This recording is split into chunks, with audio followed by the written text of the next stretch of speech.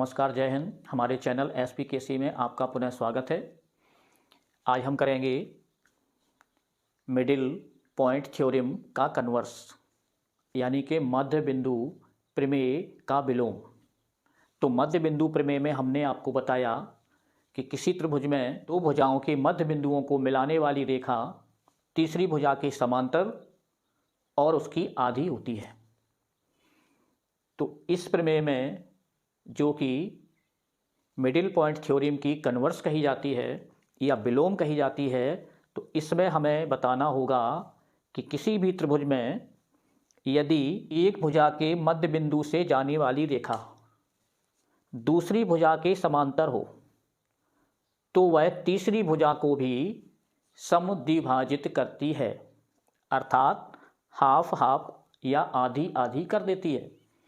जैसे कि यहाँ फिगर के अनुसार कि ए बी का मध्य बिंदु डी हमें ये दिया हुआ होगा और डी से होकर के जाने वाली रेखा यानी कि डी ई जो बी सी के समांतर हमें दी गई है, और ये बी सी के समांतर डी ई रेखा जो है वो ए सी अर्थात तीसरी भुजा को ई बिंदु पर समद्विभाजित करती है, यानी कि इसमें ए ई इक्वल सी ई हमें सिद्ध करना होगा। तो यहां लिखेंगे, दिया है त्रिभुज ए बी सी में ए बी का मध्य बिंदु डी है, अर्थात इसको हम लिख सकते हैं कि A D equal B D तथा डी ई समांतर बी सी एवं D E equal 1/2 B C, ये हमें इसमें दिया गया है। तो सिद्ध करना है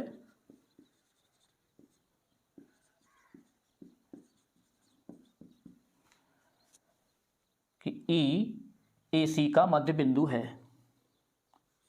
ई बिंदु भुजा ए सी का मध्य बिंदु है,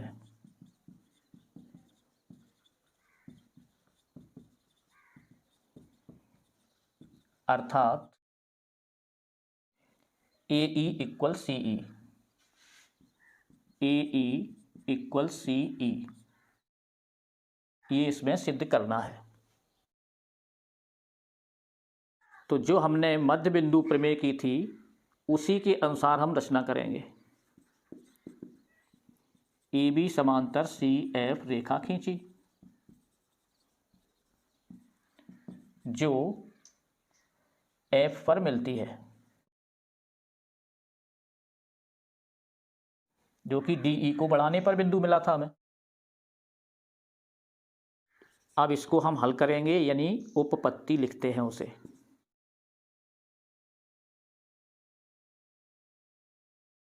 तो चूंकि डी ई समांतर बी सी ये हमें दिया गया है, डी ई समांतर बी सी ये दिया हुआ है, एवं D E equal 1/2 B C ये दिया है। ए बी समांतर सी एफ ये रचना से हम ज्ञात कर चुके हैं। तो लिख सकते हैं यहाँ, चूंकि ए बी समांतर सी एफ, या कह देंगे बी डी समांतर सी एफ, क्योंकि डी बिंदु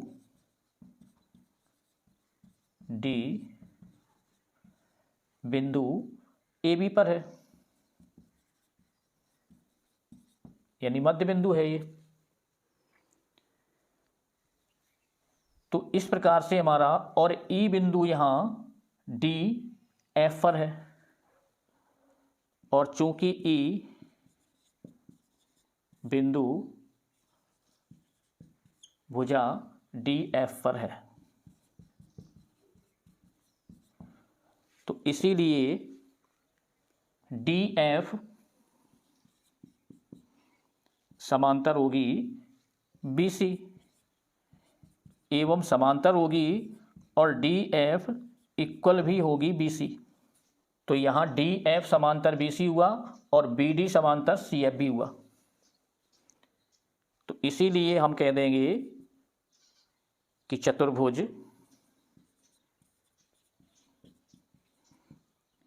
बी सी एफ डी समांतर है। जब ये समांतर होगा तो फिर बी सी इक्वल होगा डी एफ के तथा बी डी इक्वल होगी सी एफ के समांतर चतुर्भुज की परिभाषा से। तो यहाँ लिख सकते समांतर चतुर्भुज की परिभाषा से, समांतर चतुर्भुज की परिभाषा से।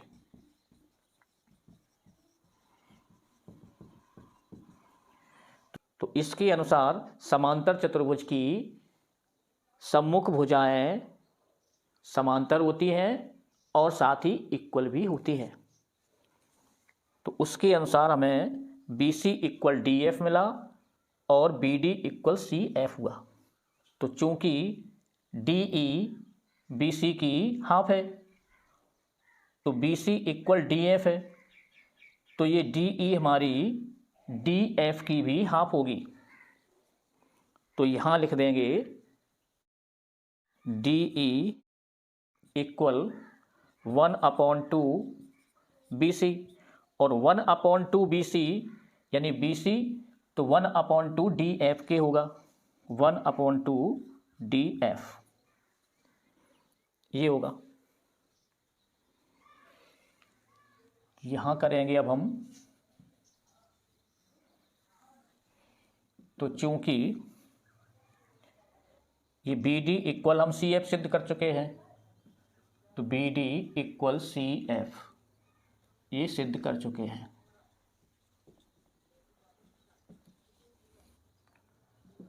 और चूंकि B D equal A D भी है, B D equal A D ये हमें दिया है,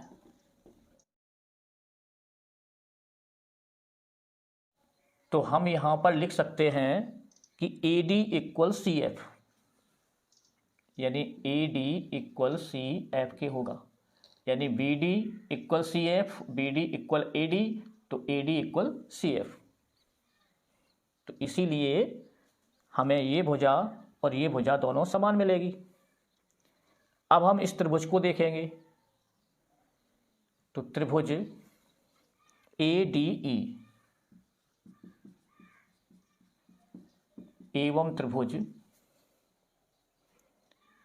एफ सी ई से चूंकि A D equal C F ये ज्ञात कर चुके हैं, तो ये भुजा और ये भुजा समान होगी, ये हम ज्ञात कर चुके हैं। और देखेंगे कि ए डी समांतर ये सी एफ है, तो इसमें डी एफ ये तिर्यक छेदी रेखा होगी। तो चूंकि ए डी समांतर सी एफ है तथा डी एफ तिर्यक छेदी रेखा है,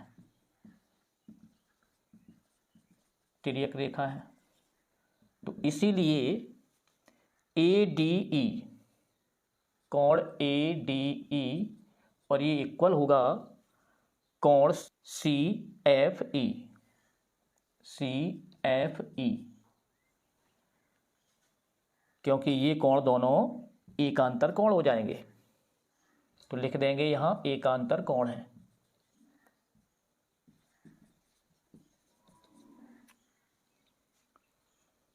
और देखेंगे इसमें कि ये भुजा, अब ये कोण हमारा समान हुआ और इसका ये कोण समान हुआ, और ये भुजा इसमें समान इस भुजा के है।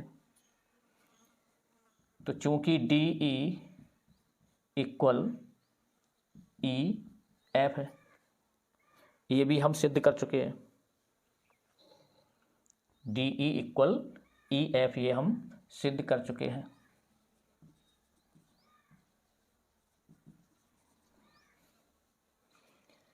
तो भुजा कोण भुजा। इसी प्रकार से इसमें ये भुजा कोण भुजा सर्वांग समता से, तो इसीलिए त्रिभुज ADE ये सर्वांग सम होगा त्रिभुज FCE यानी कि साइड एंगल साइड नियम से।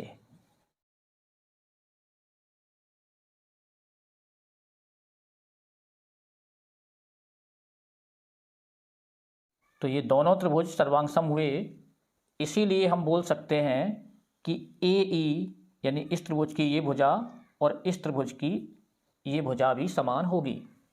तो इसीलिए AE इक्वल CE यानी CP CT से।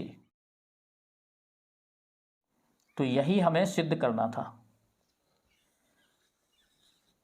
या लिख सकते हैं कि E अतः E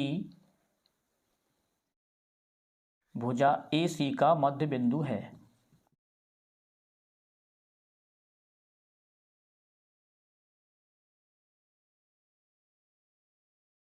इति सिद्धम, यही सिद्ध करना था। तो उम्मीद करते हैं कि आपको ये मध्य बिंदु प्रमेय की विलोम समझ में आई होगी।